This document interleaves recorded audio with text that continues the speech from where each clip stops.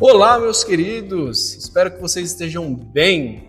E hoje, como na capa vocês viram, vamos falar de um ativo que ele está extremamente em alta. É um ativo que você vai investir, que vai diversificar o seu portfólio sem a necessidade de você ter uma análise técnica de tal empresa. Pois bem, hoje vamos falar sobre o ETF. Este recurso, esse tipo de fundo que é listado em bolsa, que vai diversificar a sua carteira por você, né? E no final do vídeo vamos ver se realmente vale a pena você ter isso dentro da sua carteira de investimentos. Eu sou o Bruno Rodrigues, especialista em investimentos CEA, e te convido a se inscrever neste canal caso você queira aprender a investir na bolsa de valores de uma forma gratuita. Aqui no YouTube você não paga nada, né? Mas você pode me ajudar deixando o seu like caso esse vídeo tenha te ajudado a entender como que funciona esse ativo. E sem mais delongas, vamos falar sobre os ETF, Exchange Traded Fund, ou em português, Fundo Negociado em Bolsa. Então, o primeiro ETF do mundo surgiu no Canadá em 1990 e foi o Toronto 35 Index Participation Units. Meu inglês está em dia, viu? But the second time I have control the match. Control the match by keep playing the left, the right, in the middle.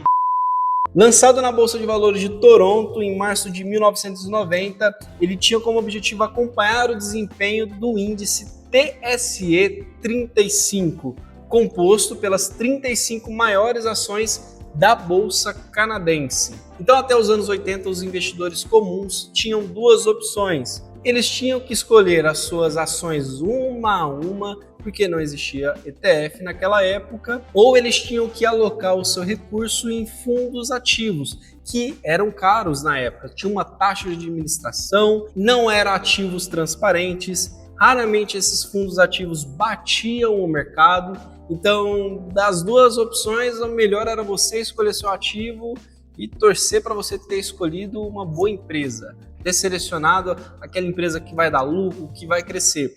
Que se você comprasse um fundo ativo, além de caro, não tinha transparência naquela época, né? Não existia internet que você ia lá, acessava para ver como que performou o fundo, quais ativos ele comprou. Então era tudo mais burocrático numa época sem internet. Então tínhamos algumas necessidades. Precisávamos de um ativo que fosse barato, algo que diversificasse por conta sem que o investidor tivesse que fazer uma análise, que fosse transparente e que fosse fácil de comprar igual uma ação. Na época que surgiu a ideia de se criar um ETF, né, um fundo de índice, muita gente pensou que ia matar a gestão ativa dos fundos. Muitos investidores, muitos profissionais da Bolsa de Valores achavam que ia aumentar a volatilidade da Bolsa, o que no caso é comum. Quando se tem uma novidade no mercado, existe muitos entusiastas e o oposto também. Existem muitas pessoas que vão contra a tecnologia, que vão abominar, que vão achar que seus empregos vão acabar, que são avessos à inovação. Por isso que eu já deixo uma reflexão aqui logo no começo do vídeo. É sempre importante a gente estar ativo, atento sobre as novidades do mercado de trabalho, né? Para que o seu emprego não fique para trás, né? Para que você evolua com o mercado.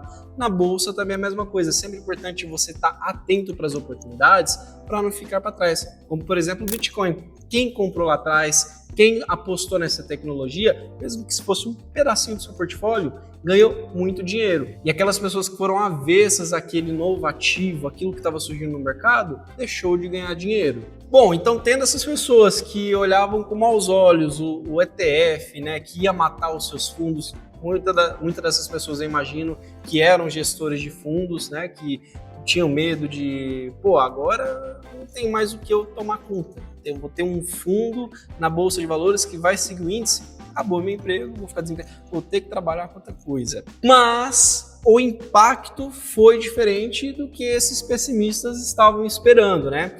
Os ETFs, eles democratizaram o acesso ao mercado, reduziram os custos drasticamente dos fundos ativos, forçando os gestores a ter uma boa performance, a serem mais transparentes, a divulgar relatórios mensalmente, mais completos. E aumentou a disciplina dos investidores, que muitos não queriam estudar sobre o segmento de uma empresa, não queriam entender o que o mercado estava fazendo para crescer, para que aquela ação se desenvolvesse na sua carteira. Então ele democratizou, ele forçou os fundos ativos a serem mais transparentes, a terem taxas mais baratas, para que esses fundos não morressem. Em contrapartida, te ofereceu um benefício que é a diversificação de um portfólio, contando com um gestor profissional. O resultado de tudo isso, trilhões de dólares em ETFs hoje, usado por milhões de pessoas físicas e até mesmo empresas. E hoje esses ETFs são a base estratégica de muitos investidores. Então nós sabemos como que o ETF surgiu, qual que foi a necessidade da época para que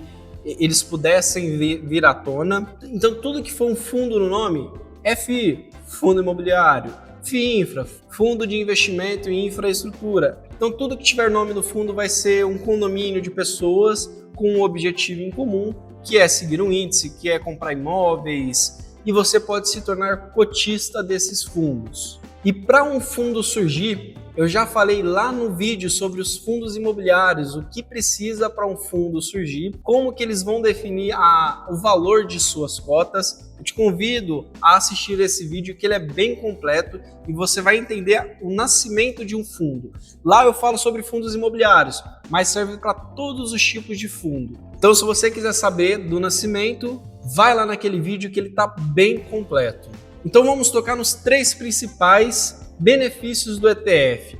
O primeiro, você comprando, você vai ter uma boa diversificação do seu portfólio só por você comprar uma única cota. Segundo, as taxas atrativas. Você vai encontrar ETFs com 0,5% de taxa de administração anual. Uns que vai ter 0,20%, 0,10% anual. A gente vai ver mais para frente desse vídeo. E o terceiro o ETF é passivo. Faça chuva, faça sol, o ETF vai seguir o seu índice. O ETF ele é um fundo de índice, então ele não tem uma gestão ativa. Então no regulamento do ETF vai estar escrito lá, vamos seguir o índice Bovespa, vamos seguir o índice Nasdaq. Então, se você comprar esse tipo de ativo, você sabe exatamente o que ele vai fazer e ele não vai fugir daquilo, porque ele é um fundo passivo. Até por isso que ele tem uma taxa de administração mais barata, porque não tem a necessidade do gestor ficar comprando, vendendo que nem louco para performar. Não, o fundo ele vai seguir aquele índice pré-estabelecido. E o porquê existe índice, né? Isso não é uma pergunta tosca. Muita gente tem dúvida do que é um índice. Eles servem para facilitar a localização rápida de informações, servem como se fosse uma régua de uma determinada coisa. Por exemplo, o Ibovespa, ele existe como métrica para ver como que a Bolsa Brasileira, né, a B3, ela performa. Então no índice Bovespa vai ter as empresas mais relevantes da B3, as que mais são negociadas no dia a dia. Então eles têm uma métrica para ver como que a bolsa performou num dia, num ano, num mês. Isso é uma forma de medir algo intangível. Mas nem tudo são flores, né? Você está comprando um ETF para diversificar o seu portfólio. Vamos continuar aqui no exemplo do Ibovespa. Você comprou um fundo que ele vai seguir o Ibovespa. O Ibovespa, ele tem no seu índice lá 50 empresas mais negociadas, por exemplo. Se a Petrobras subir 15% no único dia e você quiser vender a Petrobras, você não pode, porque você tem uma cota. Aquela cota é referente à cesta, ao índice que o fundo está seguindo. Então, se você quiser vender só a Petrobras, não vai ter jeito. Caso você queira comprar as ações e vender elas, você vai ter que comprar uma a uma. A que subiu mais você vai vender, a que caiu você vai deixar no portfólio. No ETF você vai contar com a valorização da cota. Então, se uma empresa subiu muito, a outra subiu pouco, pode ser que a sua cota ela não tenha subido muito. Por conta que é uma cesta de ações em que o fundo vai comprar. E ele não vai vender uma única ação quando você vai desfazer da cota, ele vai vender a cesta toda. Então vamos pegar aqui como exemplo o Nasdaq, ele vai seguir o índice Nasdaq, que são as principais empresas de tecnologia nos Estados Unidos. Para você investir nos Estados Unidos, você teria que abrir uma conta numa corretora lá dos Estados Unidos, você teria que saber inglês para poder ler o relatório, porque as empresas americanas vão divulgar o seu relatório em inglês. Você teria que entender do setor para poder investir nas melhores empresas daquele índice. Esse ETF, ele vai fazer isso por você e você nem precisa abrir uma conta numa corretora lá fora, porque o ETF ele é negociado aqui no Brasil, na B3. O patrimônio líquido desse ETF hoje é em 876 milhões, então a média de negociação diária é de 15 milhões. Ele tem uma taxa de administração de 0,50% ao ano e ele conta atualmente com 45 mil cotistas. E aqui a gente consegue ver, taxa de administração primária, taxa de administração secundária. O que isso significa? Esse ETF aqui em específico, ele não vai lá comprar a cesta de ativos nos Estados Unidos. Então esse ETF ele vai comprar uma cota de um outro ETF, que é o QQQ. Esse ETF ele é listado lá na Bolsa Americana e ele tem como objetivo seguir o índice Nasdaq. O QQQ ele vai lá, ele vai comprar a cesta de ativos para seguir a estratégia, para seguir o seu indicador.